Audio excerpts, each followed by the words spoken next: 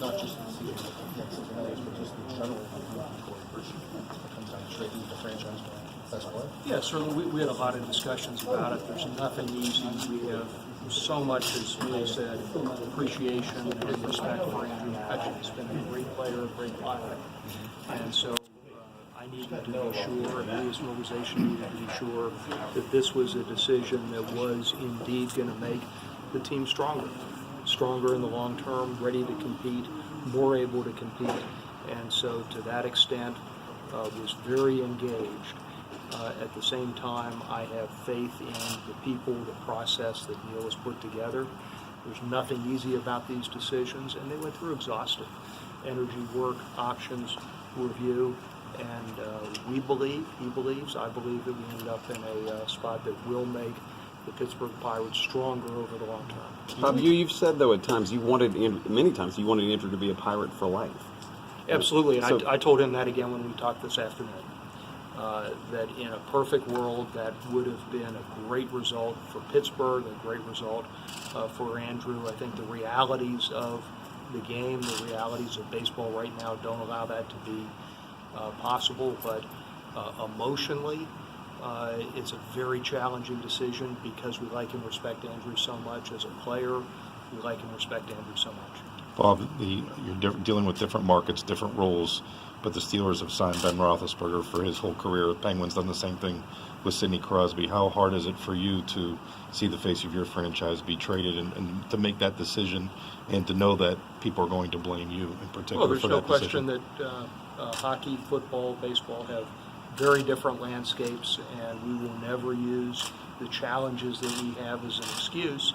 We're also realistic to face them. I think it would be delusional not to understand we have limitations, and we absolutely need to make this team better. I think you saw over the last 2 years, 72, 75 wins isn't good enough. This team needs to get better. We need to compete. This leadership team has done it before. We saw that in 13, 14, 15. I believe they can do it again, and we do it by infusing talent. Bring talent in at every level, every place we can, and we need to be back in that mode of infusing talent into this organization. And how are you going to answer to fans who feel like that comment, the Pirate for Life comment, was lip service when you trade your franchise player? No, I don't think it was lip service at all. We have great respect for Andrew. In a perfect world, we would love to have him here. As a practical matter, we need to do the right thing for the franchise at this point to bring as much talent as we possibly can to get us back into playoff contention. Bob, each club is reportedly getting money from the sale of MLB Advanced Media. With that and some of the payroll's been cut, what would you say to a fan who would question where that money is going and some of the payroll that you guys have shed? Yeah, well, certainly on the Vamtech distribution, that's a one-time distribution. No decision's been made on where that's going to go. But we need, in addition to infusing talent, to continue to support the player facilities, the overall team operations facilities, capital improvements we've been able to do, but no decisions been made on those. You worried about attendance at all this year? I appreciate the fans who came out. If we have 1.6 million fans who came out last year, we're blessed to have those people coming. We have tremendous engagement. We saw that. When we put a team on the field that respects those fans, that respects the market and the history of this franchise, they've come out and support us tremendously well. Our job is to make sure we have that team on the field. What's it going to take for the cycle to stop here, where when guys get close to either getting a massive pay raise through arbitration or become free agency, what's going to have to change for you guys to be able to afford to keep them here? Well, I think you'd have a fundamental redesign of the economics of baseball. That's not what we're going to have.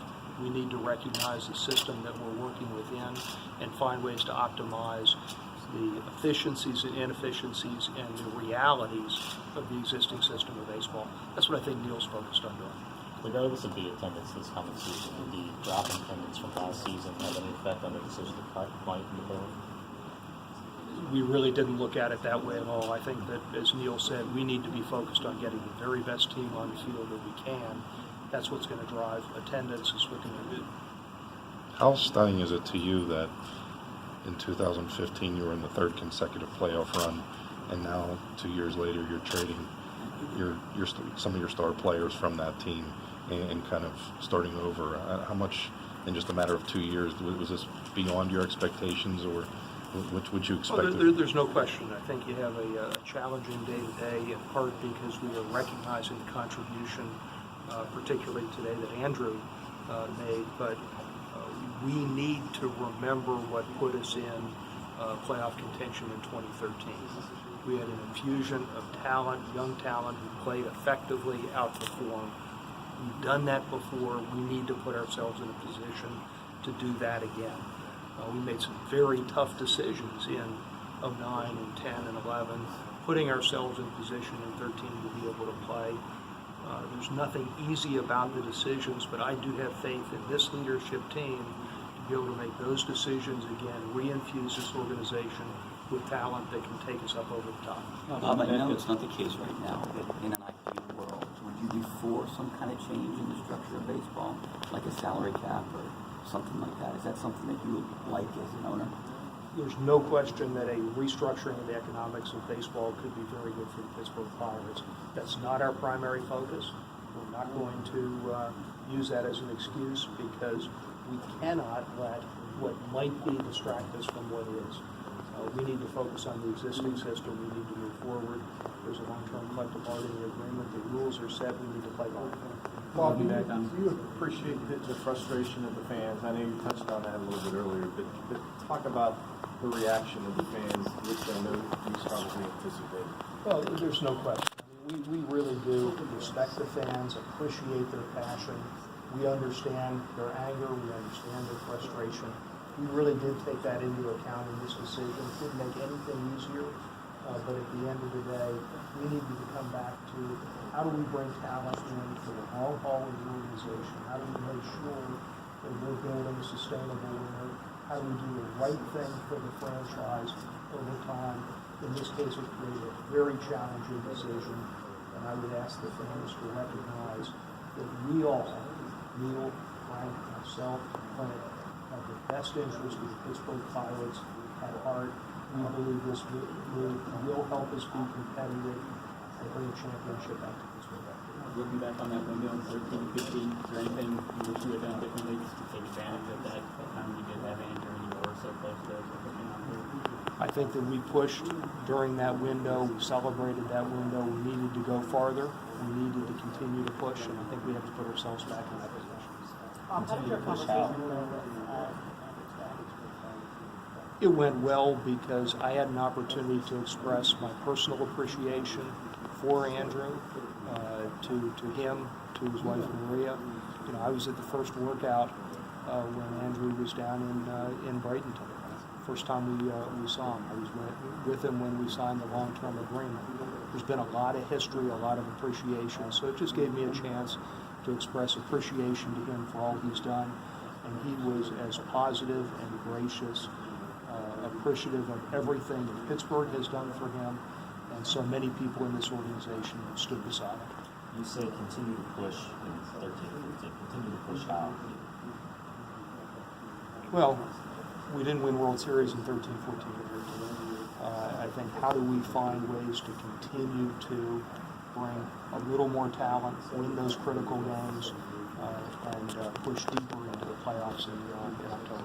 Does that mean more trades, player personnel type of decisions? I don't have anything. Right now, today we're focused on Andrew McCutchen. Where we go next, I think, as Neil said, he's going to listen, he's going to engage, and he's going to do what's in the best interest of Pittsburgh Pirates. Is it realistic that this team can compete this year? I believe we're going to have a team of young, hungry baseball players who want to come out and win every single game. Clint Hurdle believes that we can pull a motivated, focused team together. We will show up every single day, play exciting baseball with an expectation of winning baseball games, and that's what we're going to come out and do. Thanks, guys. Thank you, Bob. Appreciate it.